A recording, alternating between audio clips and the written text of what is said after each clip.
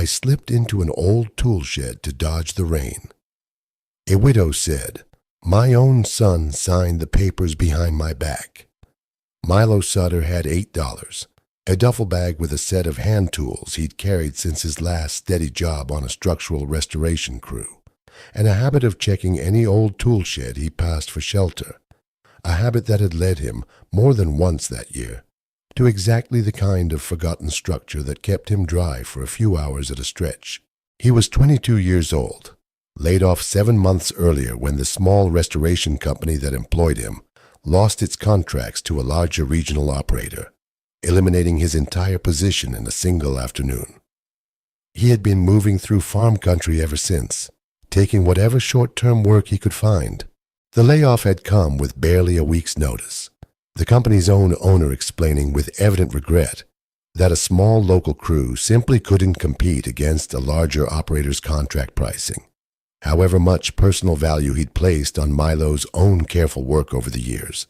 Milo had spent the 7 months since relearning, farm town by farm town, that his particular skill with restoring old structures mattered a great deal less to most temporary employers than whether he had a fixed address and a reference from the last 6 months. The rain arrived without much warning that particular afternoon, and Milo slipped into the nearest tool shed he could see, its door unlocked and its interior showing signs of recent, careful use. He found an elderly woman already there, sitting on an overturned bucket with a folder of papers spread across her lap, her expression carrying the particular exhaustion of someone who had been staring at the same documents considerably longer than was doing her any good.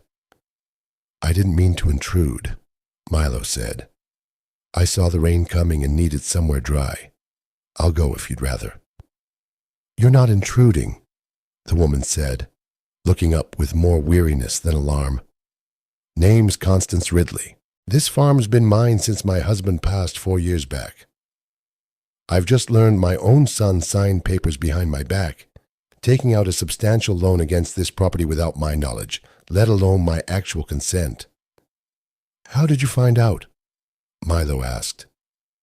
"A bank representative showed up this morning, informing me the property was now collateral on a loan I'd apparently co-signed 6 months ago."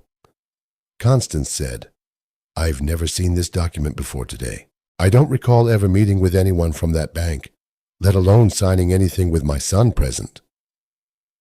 Over the following hour, sheltering together from the storm, Constance told Milo the fuller story of what had brought genuine betrayal into her own family these past several months.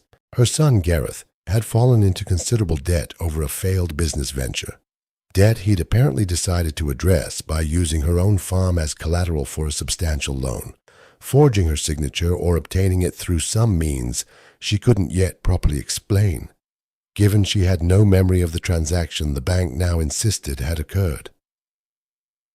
"I don't understand how he could do this," Constance said. "I raised him to value honesty above nearly everything else. I don't know whether to be more devastated by the debt itself or by discovering my own son capable of exactly this kind of deception." "What kind of business did he lose money on?" Milo asked. "A trucking venture 2 years back," Constance said. "He'd borrowed against his own assets first, I believe, before those ran out entirely. I don't think I fully understood how deep the debt had actually grown until this morning made it impossible to ignore any longer. I wonder now how long he'd been planning this particular solution, and how long he managed to hide the growing desperation behind it." "Do you have any documents from around the supposed signing date that we could compare your actual signature against?" Milo asked. "Something you know for certain you signed yourself from that same period." "I might," Constance said. "I keep a small ledger of household expenses, signed entries going back years. I haven't looked at it recently, but it should still be in the farmhouse office." They retrieved the ledger together once the rain eased, and found, comparing Constance's genuine signature against the loan documents version, subtle but consistent differences in letter formation that suggested the loan signature, while a reasonable approximation, hadn't actually been written by the same hand. "This isn't your signature," Milo said, examining both carefully, holding the pages side by side against the window's fading afternoon light. Whoever signed this loan document did a competent job imitating your handwriting, but it's not a genuine match. The pressure and slant are close, but the specific formation of several letters is consistently different. Constance studied both signatures herself, her hands trembling as the relief of a genuine explanation began mixing with the fresh pain of confirming her own son's deliberate deception. "I'd almost hoped I was simply wrong, that some clerical error explained all of this," she said. "I don't think I was prepared for confirmation that it was actually him." "I need to know this holds up properly," Constance said. "I don't have money for a proper attorney, and I don't know how to formally dispute a bank loan without one."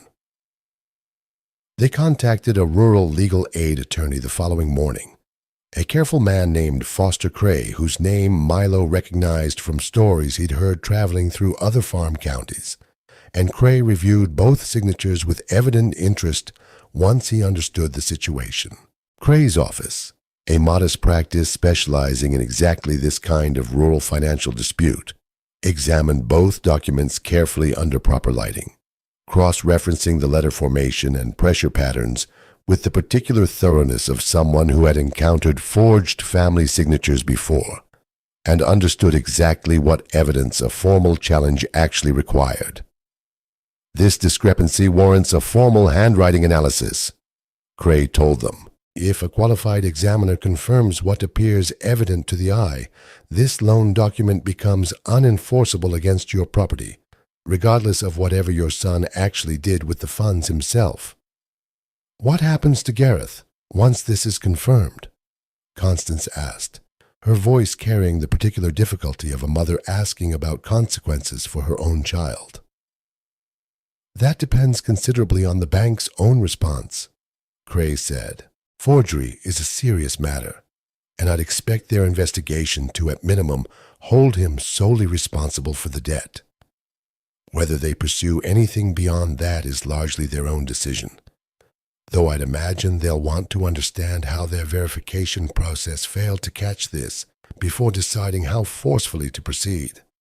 The handwriting analysis, completed within the following 2 weeks, confirmed the signatures came from different hands, prompting Cray to file a formal challenge to the loan's validity, along with a request that the bank investigate how the fraudulent signature had passed their own verification process in the first place. The bank's own investigation, prompted by Cray's formal complaint, confirmed that Gareth had indeed forged his mother's signature, presenting himself to the loan officer as having full authority to sign on her behalf, a claim the bank had apparently accepted without the kind of verification that should have caught the discrepancy immediately. The bank's own regional compliance officer contacted Constance directly once the investigation concluded, apologizing for the verification failure and confirming the loan's collateral release would proceed immediately. "I want you to understand this shouldn't have happened," the officer told her. "Our own process requires in-person verification for exactly this kind of transaction. I don't have a satisfactory explanation for how that step was skipped, beyond simple human error on our loan officer's part. I've initiated our own internal review to make certain this doesn't happen to another family. I don't know how to describe what it feels like, learning definitively that my own son did this deliberately, rather than hoping there was some other explanation," Constance told Milo, once the investigation's findings were confirmed. "I'd spent days trying to imagine any version of events that didn't involve him choosing to deceive me this thoroughly. I don't think there's an easier version of this particular truth," Milo said gently. "I'm sorry the actual explanation turned out to be exactly what you feared most."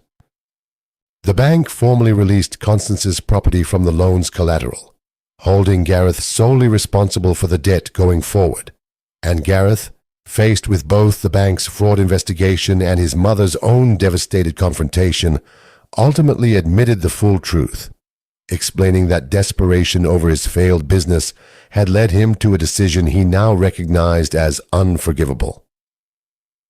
He asked to see me once the investigation concluded, Constance told Milo some days later. I don't know that I'm ready yet to forgive what he did. I think I needed, at minimum, to hear him understand exactly how badly he'd betrayed the trust I'd always placed in him, before I could even begin considering what comes next between us. That seems like a reasonable place to start, Milo said. I don't think forgiveness, if it ever comes, should arrive before genuine understanding does.